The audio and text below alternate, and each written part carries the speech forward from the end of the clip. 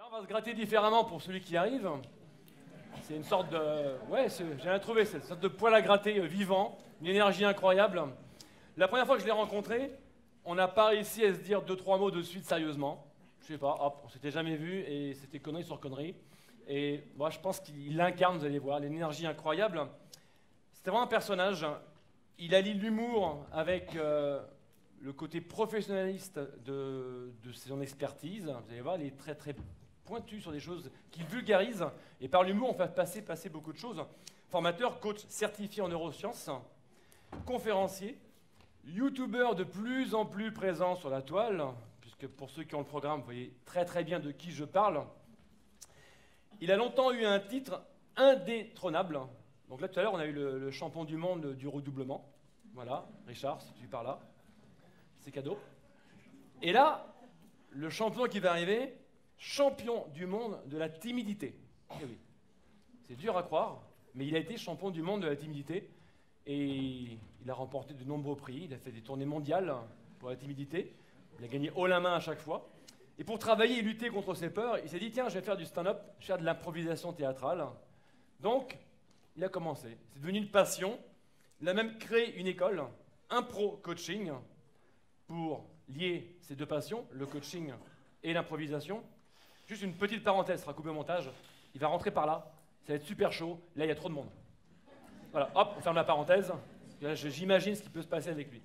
Donc, ce jeune homme, Impro Coaching, sa chaîne YouTube, c'est la première chaîne YouTube qui allie humour et développement personnel. Il a une capacité à vulgariser du contenu pour les rendre très accessibles. Et dire, ah bah oui, tiens, effectivement, l'audace, c'est facile. Bah oui, passer à l'action, c'est facile. Ah mais oui, tiens, j'avais pas vu ça comme ça. C'est sa force. Avec humour, ça passe super bien.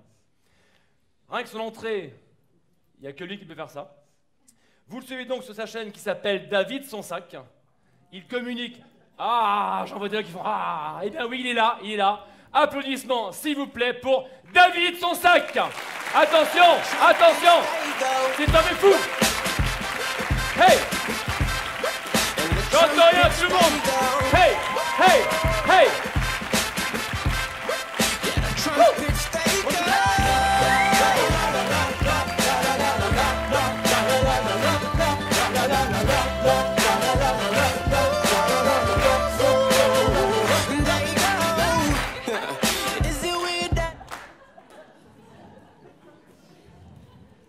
Alors moi, je suis venu pour deux raisons.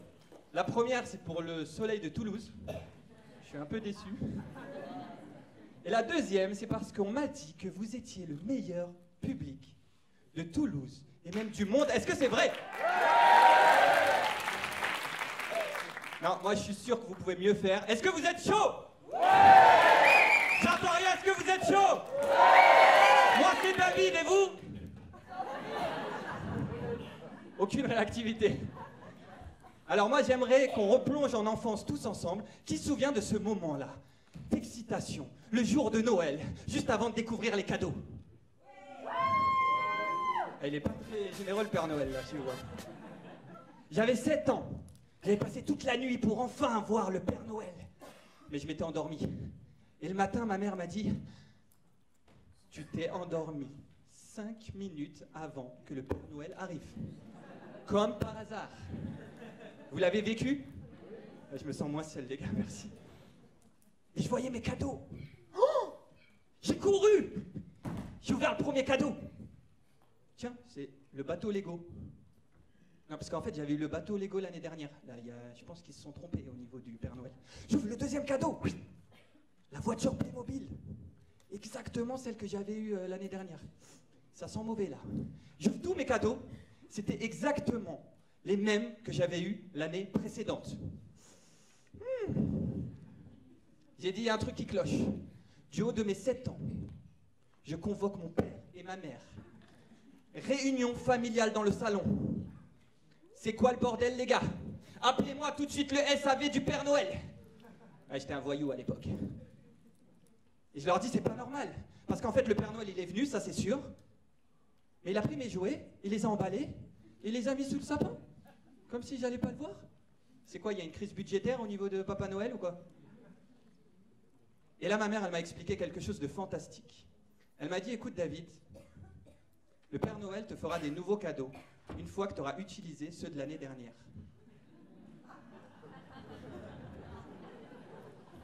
Et c'est ça qu'on doit appliquer à nous-mêmes. La vie, elle vous fait des cadeaux tous les jours. Mais nous, on passe notre temps à pas les utiliser, à se comparer, à se plaindre, alors que vous avez des dons. Ces cadeaux-là, ce sont des dons que vous avez en vous. Il faut les utiliser. Parce que si vous ne les utilisez pas, je vous garantis que la vie ne vous fera pas d'autres cadeaux. Picasso en parle. Il nous dit que le but de la vie est de trouver ses dons. Et le sens de la vie est d'en faire profiter aux autres. Alors je vous demande, êtes-vous radin? Non, vous êtes généreux. Alors c'est le moment d'exprimer au maximum vos dons et votre potentiel. Et pour ce faire, vous avez un outil fantastique qui vous suit et qui est avec vous 24 heures sur 24, même quand vous dormez. Qui a dit le smartphone? C'est le cerveau. Votre cerveau est une machine fantastique. Vous avez 200 milliards de neurones dans le cerveau. À titre de comparaison, la Voie lactée, qui est notre galaxie, a 400 milliards d'étoiles. Ça veut dire qu'en termes de complexité, dans seulement votre petit cerveau-là, vous avez quand même la moitié d'une galaxie, les gars. C'est plutôt bien. Et ça veut aussi dire que si vous vous mettez en couple avec quelqu'un de pas trop bête, vous avez une galaxie à vous deux, c'est top! Alors, il faut savoir une chose, c'est que, en plus d'être une machine fantastique, vous pouvez créer tout le temps des neurones. Waouh! On peut en créer à volonté comme chez Flunch. C'est simple. Alors pendant longtemps, la science a dit oui, mais après 40 ans, on ne peut plus créer de neurones. C'est totalement faux. Les neurosciences l'ont prouvé. Qui a plus de 40 ans ici? Ah ouais? Ok, quand même. Vous n'êtes pas foutus, je vous rassure. Tout va bien. Alors, il y a tout de même des conditions pour créer des neurones. C'est pas aussi facile, mais elles sont assez simples. La première, c'est ce qu'on appelle l'apprentissage constant. Ne me donne pas ton poisson, apprends-moi à pêcher. Découvrez toujours de nouvelles passions, de nouvelles activités. La deuxième, c'est le sport. Alors, le sport, vous pouvez prendre exemple sur moi, par exemple. Ne prenez pas forcément exemple sur Yannick Alain. Voilà. Je dis ça, je dirais. Voilà. Vous n'êtes pas obligé. Parce que Yannick Alain, il est top, génial, j'adore ce gars-là, vraiment. Hein. Merci Yannick. Troisième point, c'est d'avoir une vie sociale. Alors, je sais que Facebook, on appelle ça un réseau social. Mais regardez la vie des gens à travers des photos toute la journée, ça ne rentre pas dans les conditions. Hein. Alors on a demandé, mais ça ne rentrait pas pour la création de neurones. Je pense que vous en perdez plutôt. Et le dernier point, c'est d'avoir une hygiène de vie saine. Alors on va éviter l'abus d'alcool, de drogue, ou l'écoute prolongée de l'album de Christophe Maé. Avec ça, je vous garantis que vous allez créer des neurones et vous allez pouvoir développer toutes les compétences que vous souhaitez. C'est magique, ça ne sera qu'une question de temps et de motivation, de persévérance. Qui pense sincèrement que tout le monde ici a un énorme potentiel? Ok, je vais vous demander de vous tourner vers la personne de votre droite ou de votre gauche. Si vous avez le mur, ça marche aussi, monsieur. Vous allez le regarder dans les yeux, vous allez lui dire, à mon signal, j'ai un énorme potentiel, oh yeah! Et vous allez lui taper dans la main. Vous êtes prêts? Il faut y croire. C'est parti. Et dans l'autre fois, t'inquiète pas d'autre. Yeah. Alors, oui, on a un énorme potentiel. On a tous un énorme potentiel. Ouais. C'est le bordel, ouais. On a tous un énorme potentiel, mais on passe notre temps... Oh là là, on passe notre temps à se compliquer la vie. Oh, on se met plein de barrières. Alors parmi les barrières, il y en a une qui est connue mondialement, qui s'appelle le regard des autres. Oh, qu'est-ce que Jacqueline va penser de moi demain? On agit comme si on était le nombril du monde, alors que c'est assez paradoxal, mais entre vous et moi, les gens s'en foutent royalement de vos gueules. Mais royalement. Alors, certains ont pu me voir sur YouTube, aller dans la rue, parler aux Parisiens, aller essayer de les faire rire. Et aujourd'hui, j'aimerais vous donner, pour moi, les 2 clés qui sont essentielles et qui m'ont permis à surmonter ma peur du regard des autres, parce qu'on l'a tous un peu. Le premier point, c'est pour moi essentiel. Je me dis toujours, par définition, je présuppose que chaque individu est gentil et bienveillant. Comme ça. Toujours un préjugé positif, parce que dans 95% des cas, en fait, c'est vrai. Je vais vous expliquer pourquoi. Quand j'étais humoriste, donc j'ai commencé en tant qu'humoriste et j'ai écrit les premiers sketchs. J'ai dit, ah, je vais faire rire les gens, super. Mais j'avais peur de faire un bide. Oh. Du coup, je me suis entraîné comme un malade, je suis arrivé sur scène et j'ai fait un bide. 12 minutes avec des gens qui ne rigolaient pas du tout. Ils étaient comme ça. Ok, et après? Et moi, j'avais peur parce que je me disais que les gens, ils allaient mal réagir. Je pensais qu'on allait me jeter des tomates, qu'on allait me reconnaître dans la rue. Ah, c'est lui qui avait fait un bide dans cette petite salle. Ah, je pensais qu'on allait parler de moi aux 20h. Triste nouvelle. Un humoriste a fait un bide dans une petite salle de théâtre. Il s'appelle David. Nous prolongeons l'état d'urgence. C'est vrai, on amplifie toujours nos peurs. Et en fait, vous savez ce que j'ai vu dans le regard des gens? De la compassion. Quand t'as un gars qui te tape sur l'épaule à la fin et qui te dit « ça va aller mon gars ».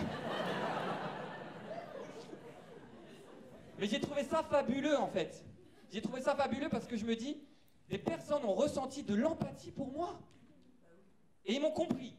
Ils ont accepté que je faisais des erreurs et ils m'ont soutenu. Waouh! Et ça, c'était dû à une chose, c'est l'intention. Elle est importante. Si vous faites les choses avec une bonne intention, ça se sent. On dit que l'intention du départ se retrouve toujours à l'arrivée. J'avais une bonne intention sur scène, mais j'étais mauvais. Ça arrive. Mais les gens m'ont soutenu, m'ont compris, ils m'ont aidé. Donc gardez ça en tête. Toujours être positif avec les gens et avoir une bonne intention. Le deuxième point, c'est de ne rien prendre personnellement. D'accord? J'ai reçu un commentaire récemment d'un gars qui me disait « Gros payé, j'espère que tu vas mourir, tu n'as aucun talent. » Heureusement, je ne l'ai pas pris personnellement. Ce qu'il faut comprendre, c'est que quand quelqu'un te critique, c'est que quelque part, chez toi, il y a un truc qu'il aimerait faire. Il aimerait faire un truc comme toi, quoi. On dit que le bon ne voit que le bon. Donc, si tu vois des défauts chez quelqu'un, c'est que tu les as en toi, sinon tu les aurais pas remarqués. Et là, on se rend tous compte ensemble à quel point on est bourré de défauts. Mais je vous rassure, la pub mythique nous a aidés pour ça. Elle nous dit, si vous n'aimez pas vos défauts, quelqu'un le fera pour vous. Donc tout va bien. Suite à mon bide, je me suis dit, il faut que je m'entraîne, donc j'ai pris un coach d'humour. Il est venu, il m'a dit, oh yeah, vas-y, ok. Il m'a entraîné, j'étais content. J'étais prêt, je suis monté sur scène. J'ai repris un bide. Et j'ai eu de la chance ce soir-là parce que il y avait un humoriste super connu qui est arrivé et qui a fait un bide aussi. Comment j'étais soulagé. Et je me suis dit, c'est bizarre parce que lui, il est drôle. Ouais, moi, l'humour, c'était dur au départ. Lui, il était très drôle et je me suis dit, mince, je pense qu'il y a quelque chose. Donc, je suis allé demander au staff, j'ai expliqué, j'ai dit, qu'est-ce qui se passe ce soir? Est-ce qu'il y a un événement spécial? Et effectivement, c'était une soirée spéciale, on n'était pas prévenus. Et ils avaient fait venir dans la salle une majorité de malentendants. C'est-à-dire qu'ils ne comprenaient absolument rien de ce qu'on racontait. Et où je veux en venir, c'est que si j'avais pas eu cette info, je vous jure que j'aurais arrêté. Tu commences ta carrière sur 2 bides, ça va, c'est bon. Donc, j'ai eu cette info, ça m'a soulagé. Et c'est ça le fait de rien prendre personnellement, c'est que parfois on n'a pas tous les critères pour juger. Donc jugez pas, vous vous trompez, vous faites quelque chose de mal, allez-y, c'est pas grave. On a parlé de l'erreur tout à l'heure, c'est ça, l'erreur c'est bien, ça fait avancer. Et maintenant, tant qu'on y est, c'est vous qui allez passer à l'action. Je suis un peu feignant. Donc vous pouvez dire au revoir à vos chaises, vos sièges, parce que vous n'avez plus les revoir, il va falloir se lever. Oh, qui a dit oh, oh, c'est la journée de l'audace, je vais pas... Ok, j'aimerais qu'on casse toutes les barrières et toute cette peur du regard de l'autre. J'aimerais que vous vous mettiez par deux, avec qui vous voulez. Pas le mur, cette fois-ci. Voilà, vous regardez dans les yeux rapidement, et j'aimerais que vous appréciez le fait de regarder l'autre et que vous lui envoyiez une émotion positive. Ça peut être l'amour, ça peut être l'amitié. Prenez le temps, s'il vous plaît. Essayez de le faire en silence, si possible. Les amis, les amis, les amis. Prenez le temps de le faire en silence. Envoyez-vous une bonne onde et prenez le temps d'apprécier le regard de l'autre. Un instant, sans parler. Et pour ceux qui veulent pécho, c'est le moment, les gars. Ok. Appréciez ce regard et quand je vais taper des mains, vous allez vous faire les pires grimaces du monde. D'accord? Et les grimaces avec du bruit de ce type. On va tous être ridicules en même temps. C'est parti, go!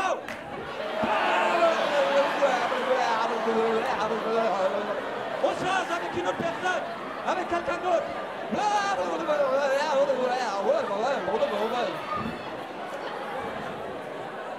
Ok, super. On va aller un peu plus loin. Bienvenue dans la première boîte de nuit où tout le monde est ridicule. Mais tout le monde assume d'être ridicule. Et pour vous aider, on va faire un noir complet. Ça sera la première étape. Ça sera le noir complet. Vous allez danser de manière ridicule en assumant et en acceptant votre corps. Et il va dans tous les sens, c'est pas grave, personne ne vous regarde. Sauf qu'à un moment, je vais allumer la lumière, je ne le dirai pas. Non. D'accord? À ce moment-là, ne calculez pas la lumière, restez dans la même énergie et vous verrez que c'est que des barrières. Si il n'y a pas la lumière, on se lâche. Quand elle s'allume, restez dans la même énergie et continuez. Et la troisième étape, on ira chercher le regard. On dansera comme si on voulait séduire l'autre. Ok? Lumière, s'il vous plaît. Noir total, musique.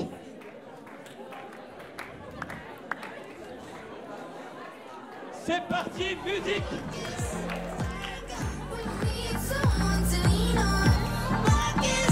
Ridicule, ridicule. Ridicule, on est ridicule. On assume, on a son corps.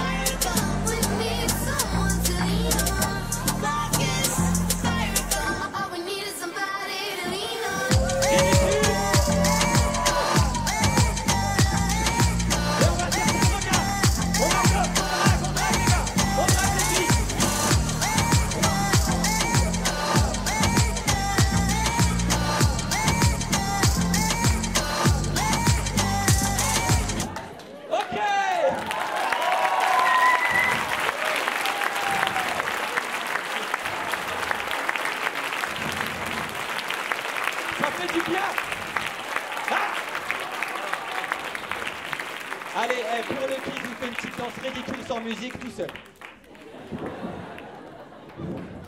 Ok. Je vais finir sur une chose. Vu que c'est la journée de l'audace, je me suis promis de faire quelque chose d'audacieux, je vais vous faire un slam. J'ai tout résumé dans le slam. Musique.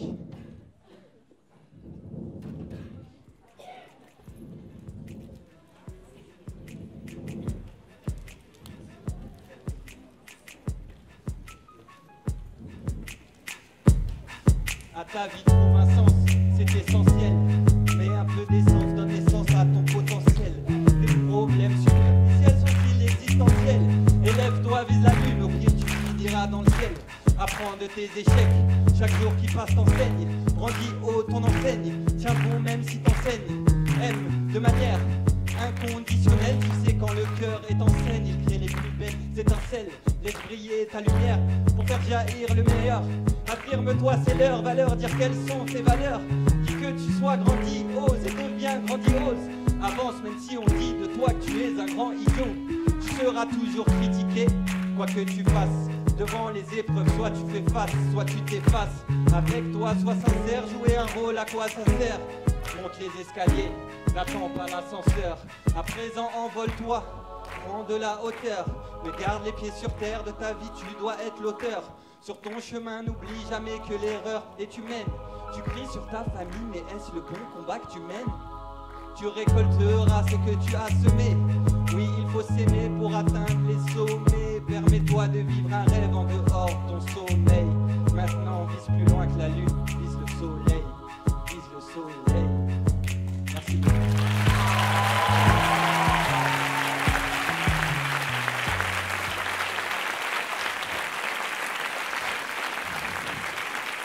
Je finirai juste sur une citation d'Henry Ford que j'adore. Il nous dit que vous pensiez être capable ou pas capable, dans tous les cas vous aurez raison. Donc je vous demande, êtes-vous capable? Merci beaucoup. Applaudissements pour David Sonsac.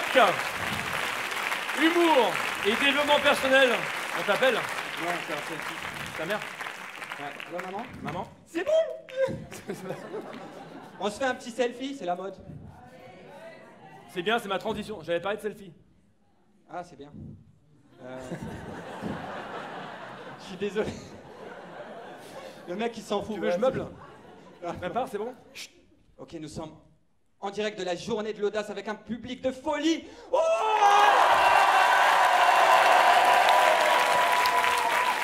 je vous aime tous, même toi. Ce mec est fou. C'est par là. Merci. Tu vas? C'est pour Facebook en plus. Qui fait la morale et tout. Applaudissements pour David, Merci son beaucoup. sac, s'il vous plaît.